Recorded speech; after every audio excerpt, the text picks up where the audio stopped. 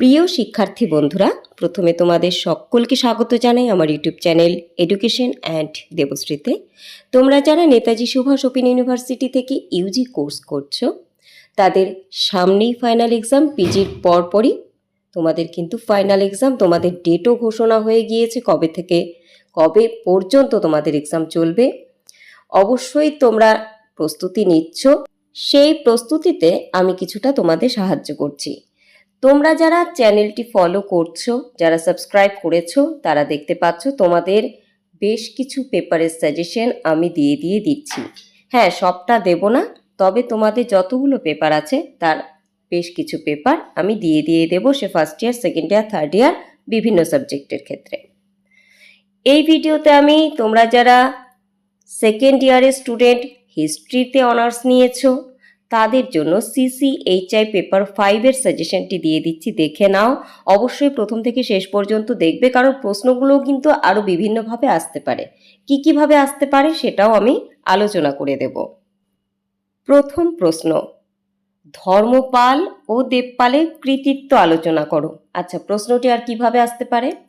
পাল বংশের শ্রেষ্ঠ রাজাদের সম্পর্কে আলোচনা করো, অথবা ধর্মপালের কৃতিত্ব আলোচনা করো, আলাদা করেও দিতে পারে, অথবা দিতে পারে পাল বংশের শ্রেষ্ঠ রাজাদের শাসন কার্য এবং তাদের সময়কালের বিবরণ দাও।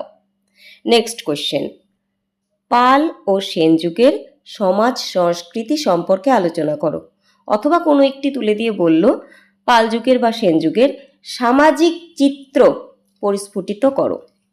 যে কোনোভাবে কিন্তু প্রশ্নটি আসতে পারে। পরবর্তী, রাজপুত জাতির উদ্ভব ও বিবর্তন আলোচনা করো, অথবা প্রশ্নটি দিতে পারে রাজপুত জাতির ইতিহাস বর্ণনা করো। নেক্সট, হর্ষবর্ধনের কৃতিত্ব আলোচনা করো, তাকে কি উত্তর পথনাথ বলা যায়? বা দিতে পারে হর্ষবর্ধনের সময়কাল, তার প্রশাসনিক ব্যবস্থা আলোচনা করো। পরবর্তী প্রশ্ন, চোলদের শাসন ব্যবস্থা ও স্বায়ত্ত শাসন সম্পর্কে আলোচনা করো, বা চোলদের প্রশাসনিক যে কার্যকলাপ তা আলোচনা করো।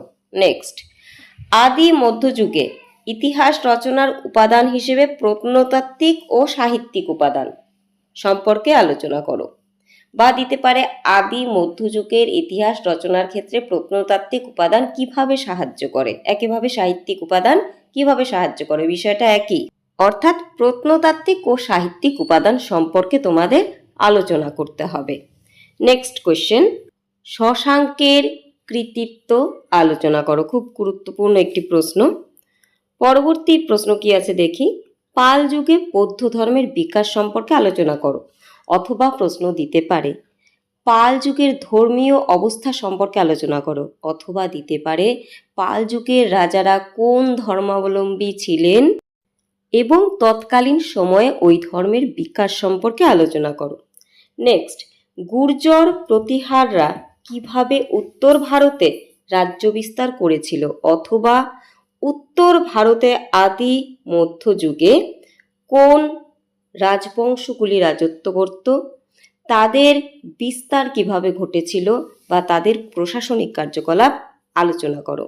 নেক্সট, চোল রাজা প্রথম রাজরাজ ও রাজেন্দ্র চোল সম্পর্কে আলোচনা করো, অথবা চোল রাজাদের মধ্যে শ্রেষ্ঠ রাজাদের সম্পর্কে আলোচনা করো। এরপর 5 নম্বরের প্রশ্নগুলো আছে, তোমরা দেখে নাও। বুঝতে না পারলে অবশ্যই কমেন্ট করবে, আমি বলে দেব। যদি তোমরা মনে করো যে সাজেশনস নেবে, নোটস নেবে, অবশ্যই 9932533745 এই নাম্বারে যোগাযোগ করবে, বা তোমাদের জন্য আমার যে একটি হোয়াটসঅ্যাপ গ্রুপ রয়েছে, এই ভিডিও ডেসক্রিপশনে তার লিঙ্ক দিয়ে রাখবো, সেই গ্রুপে তোমরা যুক্ত হয়ে আমার সাথে যোগাযোগ করতে পারো। সেই গ্রুপে এডুকেশনাল বিভিন্ন বিষয় তোমাদের দেওয়া হয়, যেটা তোমাদের জীবনের জন্য উপকারী, সাফল্যের পথে তোমাদের নিয়ে যাবে। অবশ্যই যুক্ত হতে পারো।